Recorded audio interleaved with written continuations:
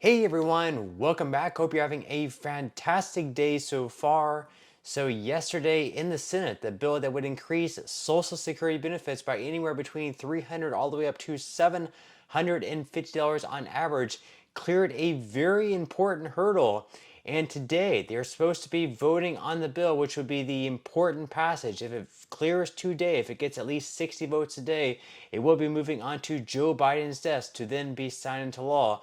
In today's video, I'm going to be going over why I'm even more optimistic today than what I was yesterday for this bill to officially pass and be signed into law.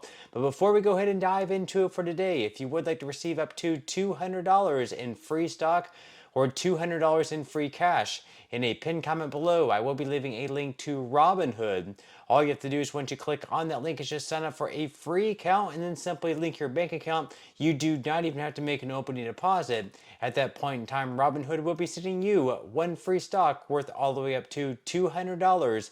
And if you'd rather just have the cash, all you have to do is once you receive the free stock is just sell it for what it's worth and then transfer the cash value right back to your bank account. Okay, so before we dive into the Social Security news today, the bill that is going to be voted on today and expected to pass, and therefore that big increase for certain beneficiaries of Social Security, right around 3 million in total. First off, we're going to be going over the government spending package. There's been a lot of drama in Congress, and if they don't get this done by Friday, the government is going to be shutting down.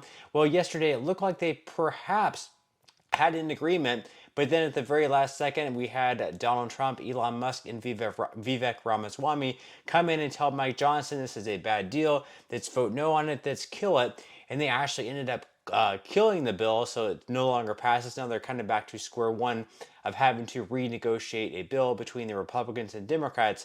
And Vivek Ramaswamy actually came out with a video yesterday making sort of a good point. He talks about the different things in this bill. Like most bills in Congress, it's not just, separate bills for separate things. They had this huge multi-page bill that a lot of these congressmen probably don't even have the time to read. And in this huge bill, they have all this different pork in there. So for instance, he points out in this bill, they have a new stadium. I think it's going to be like a football stadium or something like that.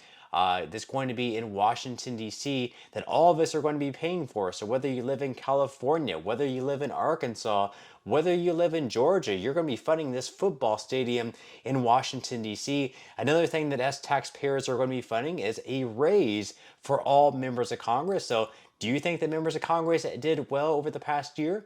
Well, it doesn't matter whether you think they did or whether you think they didn't, because they are going to be getting a pay raise if this bill passed. Good thing is they killed it. Not sure whether or not they're going to include this pay raise in the next bill. And also in the bill, they were including better health benefits for federal workers as well.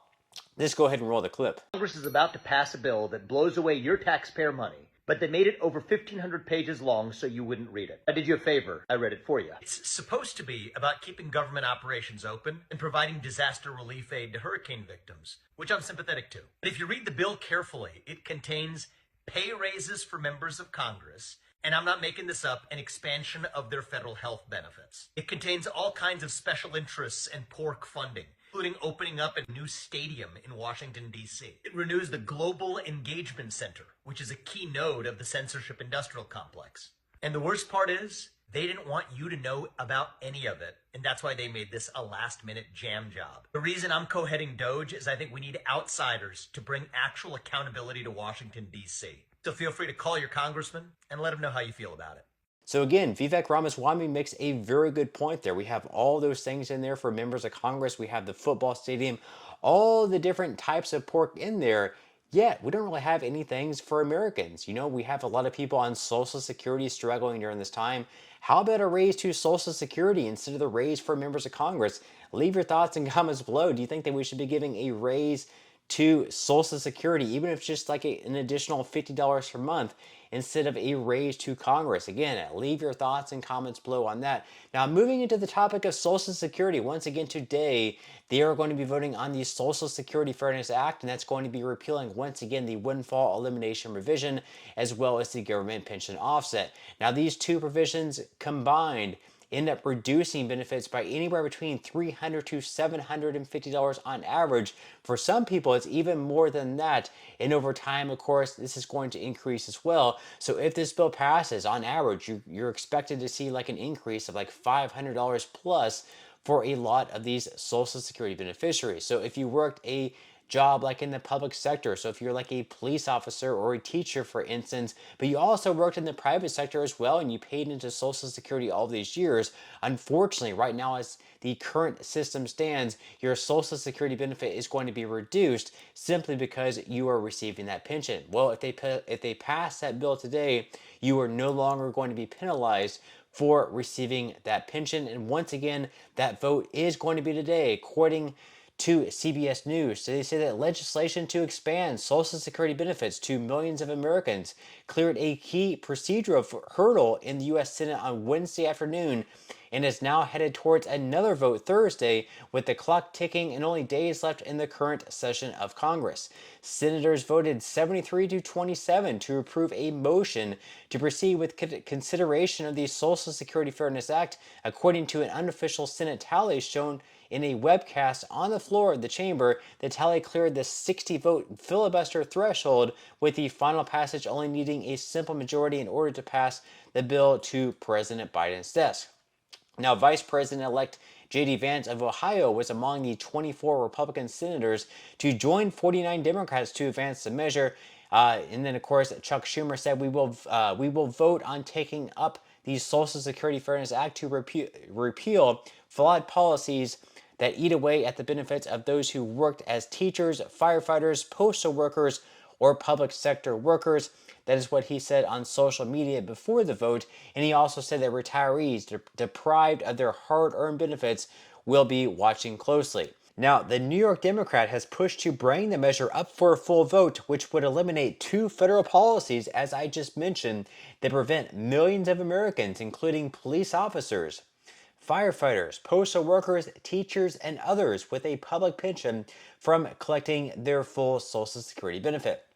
Now, Louisiana Senator Bill Cassidy, a Republican, relayed having a retired teacher cry in his office, not understanding why she was getting less in Social Security spousal benefits than if she had never worked at all. And then we have Senator Tom Tillis, on the other hand. He actually spoke against the measure, saying that while a small percentage of people are not getting what they should from Social Security, enacting what he framed as an unfunded government mandate that would increase the federal deficit is not the way to fix it. He said this bill will take $200 billion during the next 10-year period out of the Social Security Trust Fund without any way to pay for it. So basically, that's the argument against this bill, mostly coming from Republicans, is that this bill is going to cost another $200 billion, and it's not offset by a tax increase or anything like that. And because of this increase of $200 billion, leaving the Social Security Trust Fund, the insolvency of the trust fund is going to speed up for another 6 months. So instead of being like 2033, we might instead be like 2032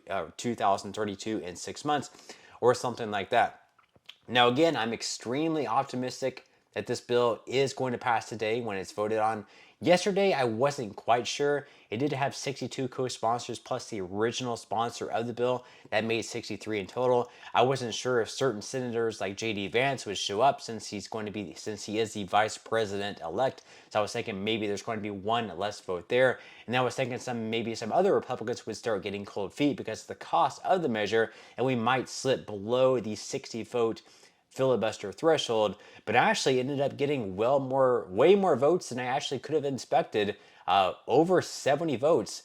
So if those same 70 senators plus end up voting yes in approval of the bill today that voted yes yesterday, this bill is easily going to pass with flying colors. And again, once it does pass the Senate, it is going to be sent to President Joe Biden's desk to be signed into law. And I do highly expect that he will sign the bill into law, which again is going to mark a big increase for right around 3 million Social Security beneficiaries. And also, this is going to be back pay all the way back to the beginning of this year. So if you receive like a $700 increase from this bill, you should also be receiving one huge check for all the payments you missed out since the beginning of this year, tallying all the way back to January.